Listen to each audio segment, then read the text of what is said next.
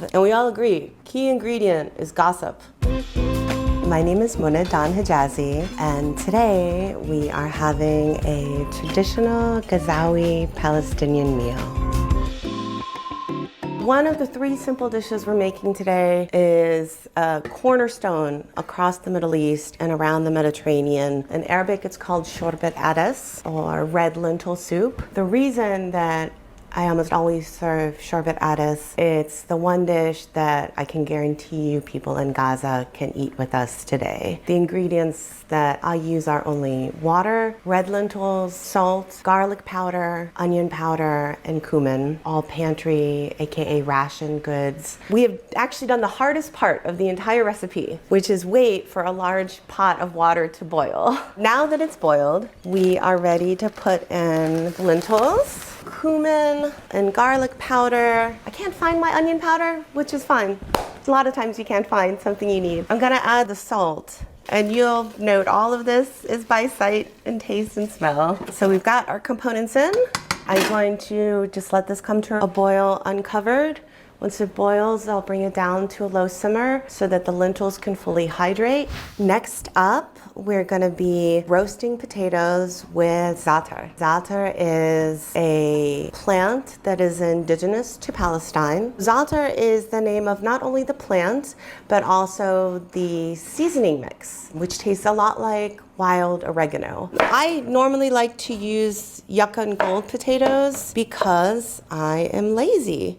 And I do not like peeling potatoes. But I had 2 big bags of russets. And rule number 1, we don't waste food, right? I'm still gonna be lazy though and not peel them.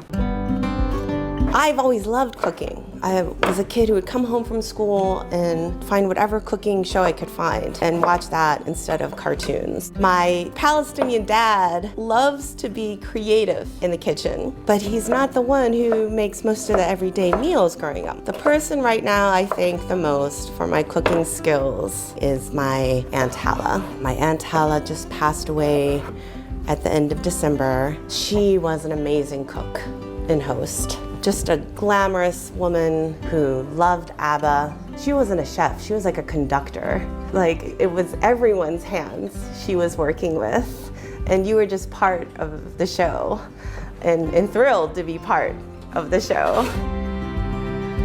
We are ready to season potatoes. Are you ready? The one tip about Palestinian recipes is they're going to use about twice as much olive oil as you would normally use. And do not slack on that. So now we're breaking out the totally delicious Lebanese zaatar, garlic powder, and salt. And it's all just to taste. And because I am doing a huge tray, I have set my oven to the highest temperature, 525. Not only am I a lazy cook, I'm an impatient cook.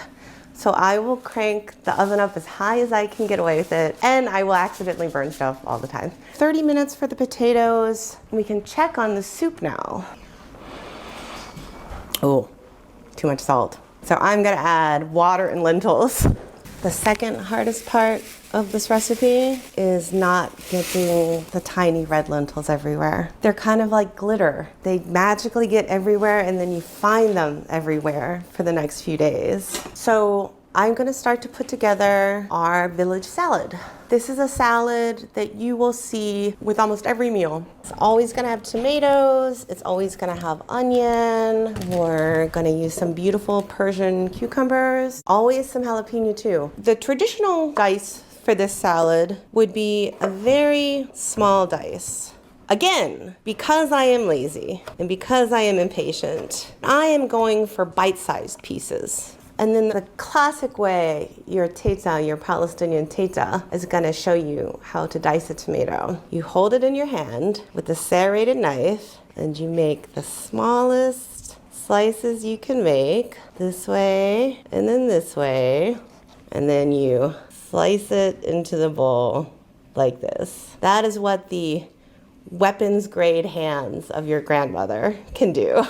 I, like any other sane and food safety cautious person, am going to tell you, do not hold the tomato in the palm of your hand and slice directly towards you in every single stroke. Leave that to the Palestinian grandmothers. Now, not Tata style, we're gonna take care of all these tomatoes. Food is not only a daily ritual through which we take care of ourselves and each other, it's a way we communicate our love and our traditions. And when we come together to cook together and share meals, that's nourishing both for your body and your soul. You know, there are a lot of dishes that the recipes requires many hands, and you have family and friends together and you're in the kitchen together, and whether it be the seasoned rice filling for the grape leaves that you roll individually, or the chile that people fill their tamales and their masa with. And we all agree, key ingredient is gossip. You can't have good tamales and you can't have good wara eneb if you're not spilling the family secrets while you roll the tamales and the grape leaves out. Let's check on the potatoes. So you can see they're really bathing in the oil. I'm just gonna turn it down to 475. We're gonna cook them uncovered for about an hour. Now we are gonna do the onion, the dill, fresh parsley into the bowl. Now I'm gonna make the dressing. Half of a head or a head of garlic. Start with the bottom half of the jalapeno. A little bit of salt and lemon juice. I'm gonna pour that in. That's one part of your dressing. And then a good amount of good olive oil. What we haven't added yet is our dried mint. But you should always crush it in your hands first. Okay, so salad is done. Now I've pulled the potatoes out of the oven. I always finish with some fresh Zaatar on top. You are gonna get the first big scoop. And then we have our beautiful salad over here.